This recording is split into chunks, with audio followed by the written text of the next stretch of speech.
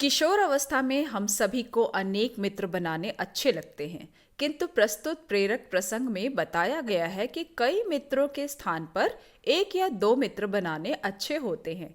जो सच्चे मित्र नहीं होते, वे सिर्फ मित्र बनने का दिखावा करते हैं।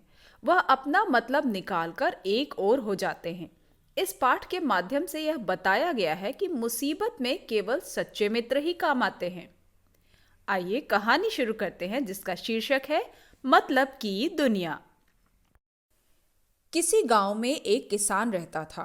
उसका एक लड़का था। लड़के का नाम श्याम था। वह बड़े लाड़ प्यार में पाला गया, लेकिन पढ़ाई में बुद्धू निकला। वह हमेशा दोस्तों के घर जाकर खेला करता था। माँ बाप उसे डांटा करते, फिर भी वह सुधरने का नाम न लेता था। एक दिन पिता ने श्याम को पास बैठाकर समझाया। बेटा, मेरे सिर्फ दो ही दोस्त हैं। मैं नहीं जानता कि तुम्हारे इतने दोस्त कैसे हो गए। वे सब तुम्हारी पढ़ाई को बर्बाद करने वाले बदमाश लड़के हैं। लेकिन दुख में एक भी दोस्त मदद करने वाला नहीं है। तुम इन लोगों की बातों में आकर अपने भविष्य को मत बिगाड़ो। अपने पिता की बातें सुनकर श्याम गुस्से में आ गया और बोला, बाबूजी, आपके सिर्फ दो ही दोस्त हैं। मेरे तो 50-60 दोस्त हैं। जरूरत पड़ने पर वे सब मेरे लिए जान तक देने को तैयार हैं।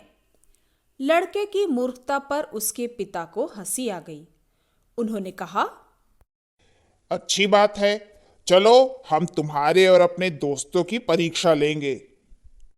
इसके बाद पिता अपने बेटे को साथ लेकर उसके दोस्तों के पास गए और उनसे बोले, बेटा, तुम लोग मेरे बेटे के प्राण प्रिय मित्र हो। मेरे लड़के ने आज सुबह गुस्से में आकर एक आदमी को लाठी से मार डाला है। अब इसे तुम लोगों को बचाना होगा। यह बात सुनकर श्याम के कुछ दोस्त बोले, श्याम हमारा दोस्त नहीं है। थोड़ी जान पहचान हो जाने से क्या कोई किसी का प्राण प्रिय मित्र हो सकता है? उसने किसी को मारा तो उसका दंड उसे खुद भोगना चाहिए। कुछ लड़कों ने कहा, अजी हम आपके लड़के को जानते ही नहीं।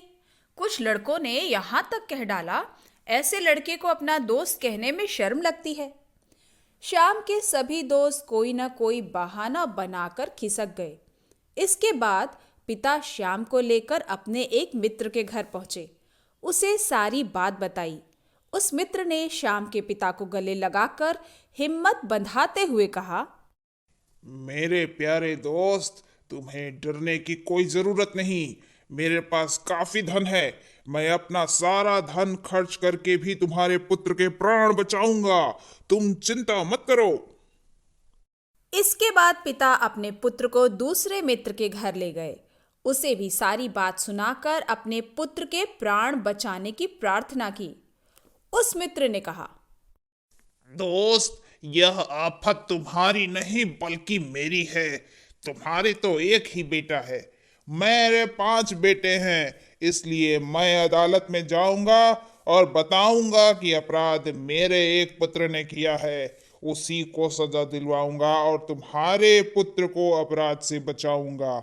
मैं तुम्हारा दोस्त हूं। अगर इस आफत के वक्त तुम्हारी मदद ना करूं तो हमारी दोस्ती का मतलब ही क्या रहा? तुम डरो मत, मैं देख लूंगा। तुम्हारे पुत्र पर कोई आंच ना आने पाएगी।